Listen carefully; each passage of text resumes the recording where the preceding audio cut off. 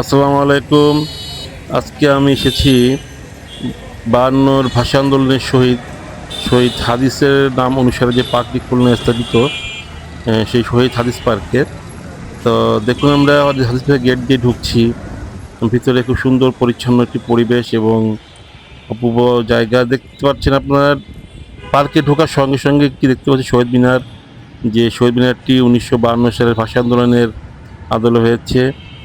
যেখানে যে ভাষা আন্দোলনে শহীদ হাদিস নিহত হয়ে শাহাদত বরণ করেছিল এবং তার নাম অনুসারে এই পার্কটি অবস্থান।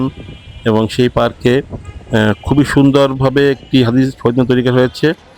তা আপনারা দেখতে পাচ্ছেন ঢাকা শহীদ মিনারের ডিজাইনে এই শহীদ মিনারটি এখানে স্থাপন করা হয়েছে এবং বেশ সুন্দর, বেশ জায়গা নিয়ে শহীদ মিনারটি অবস্থিত।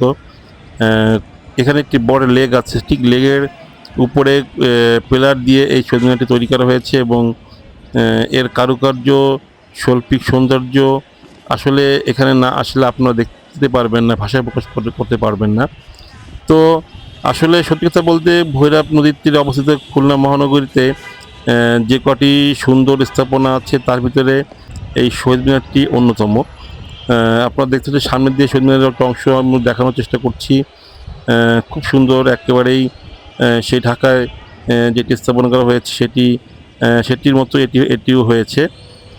তো এটা এখানে আসলেই মনে পড়ে আমার ভাইয়ের রক্তে রাঙানো ২১ ফেব্রুয়ারি, আমি কি ভুলিতে পারি। তো এখানে দেখতে পাচ্ছেন আপনারা ঠিক সেই শহীদ মিনারটি। প্রতি বছর ২১ ফেব্রুয়ারি এখানে প্রচুর পরিমাণে লোকের সমাগম হয়, ফুল দেয়। ফুল দিয়ে সেই ৫২'র ভাষা আন্দোলনের শহীদদের শ্রদ্ধা এবং সম্মান প্রদর্শন করে। তা আপনাদেরকে আমি দেখানোর চেষ্টা করলাম যে খুলনায় এত সুন্দর একটি শহীদ মিনার আছে, যেটি আসলে বাংলাদেশের অনেক এলাকাতেই নেই। ঢাকাতে আছে, ঢাকার পরেই খুলনায় এই শহীদ মিনারটির অবস্থান অনেকেই বলে থাকেন। তো সেই অনুসারে শহীদ মিনারটি এখানে সেই ঢাকা স্মৃতি নিয়ে সেই ৫২ স্মৃতি নিয়ে এখানে দাঁড়িয়ে আছে। তারপর দেখছেন যে তার পিছনে সুন্দর একটি লেক, প্রচুর স্বচ্ছ পানি।